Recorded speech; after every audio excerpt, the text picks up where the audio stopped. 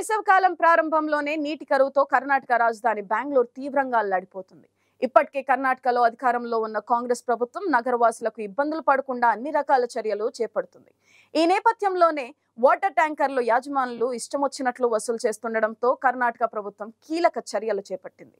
ట్యాంకర్లకు fixed ధరలను నిర్ణయించింది.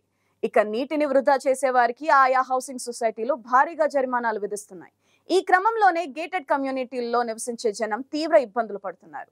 ఈ క్రమంలోనే నీటి కొరత కారణంగా కాలకృత్యాలు కూడా తీర్చుకోలేని దుస్థితి తలెత్తింది. దీంతో పక్కనే ఉన్న షాపింగ్ మాల్స్ కు వెళ్లి అక్కడ టాయిలెట్లను ఉపయోగించుకుంటున్నారు. మరికొందరు వినూత్న పద్ధతులను పాటిస్తున్నారు. మరికొన్ని చోట్ల నీరు లేక టిష్యూలను వాడుతుండటంతో దుర్వాసన తలెత్తుతుంది. నిజానికి ఈ విషయం సోషల్ మీడియా ద్వారానే వెల్లడైంది. బెంగళూరులోని ప్రెస్టీజ్ ఫాల్కన్ సిటీలో నివసిస్తున్న ఓ వ్యక్తి సోషల్ మీడియాలో చేసిన పోస్ట్ పెను దుమారం రేపింది. తమ అపార్ట్మెంట్లో తీవ్ర నీటి కొరత ఉందని, దీంతో సమీపంలో ఓ మాల్ కి వెళ్లి టాయిలెట్లను ఉపయోగిస్తున్నామని ఆ పోస్ట్ ద్వారా తెలిపాడు. దాంతో ఈ పోస్ట్ సోషల్ మీడియాలో తెగ వైరల్ గా మారింది. ఈ వ్యవహారంపై ఎట్టకేలకు ప్రెస్టీజ్ ఫాల్కన్ అధికారులు స్పందించారు. అయితే తమ అపార్ట్మెంట్ వాసులు షాపింగ్ మాల్లోని బాత్రూంలను ఉపయోగిస్తున్నారని వస్తున్న వార్తలు పూర్తిగా అబద్ధాలని స్పష్టం చేశారు. వారు నిరాధారమైన ఆరోపణలు చేస్తున్నారని మండిపడ్డారు. అంతేకాదు బెంగళూరులోని మాల్స్ లోపల వాష్రూమ్ల వద్ద సెక్యూరిటీ పెంచారు. వాటిని ఉపయోగించే వారిపై నిఘా పెంచారు.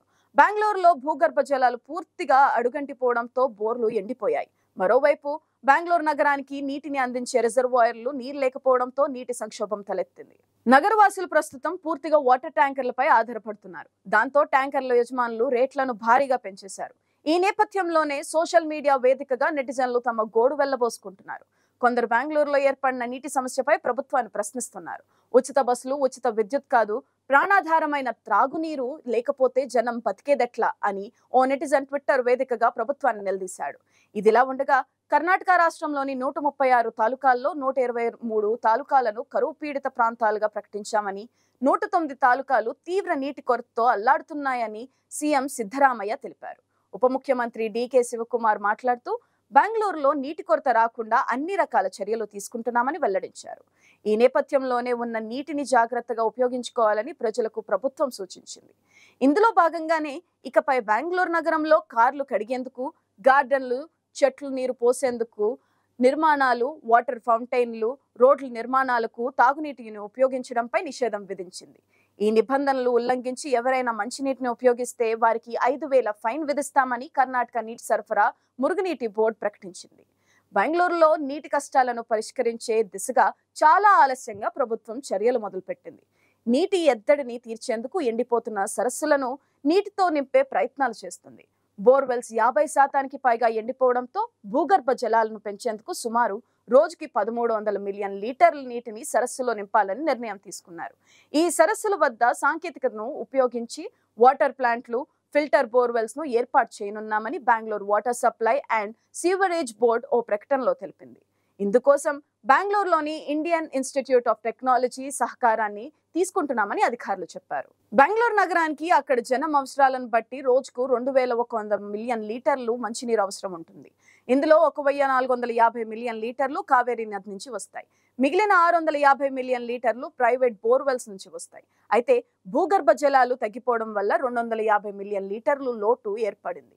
నిజానికి అవసరాలకు సరిపోయేంత నీరు జలాశయాల్లో అందుబాటులో ఉందని అధికారులు చెబుతున్నారు.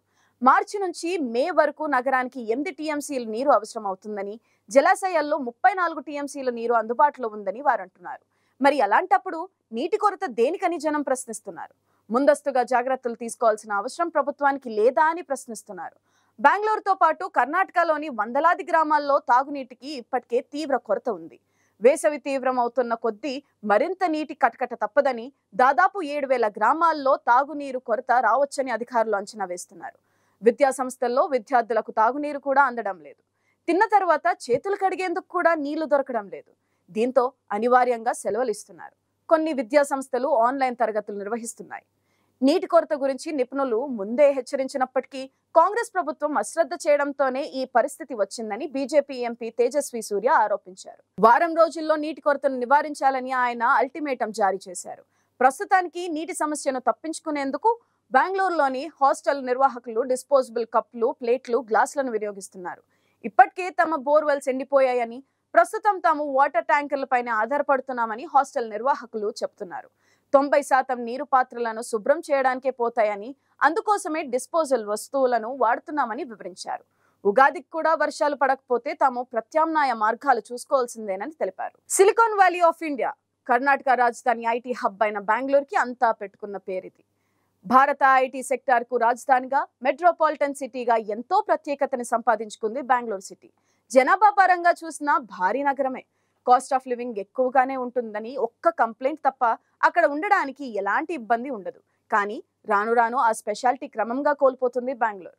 ఇప్పుడు ఈ సిటీ పేరు చెబితే తాగునీటి కొరతలే గుర్తొస్తున్నాయి.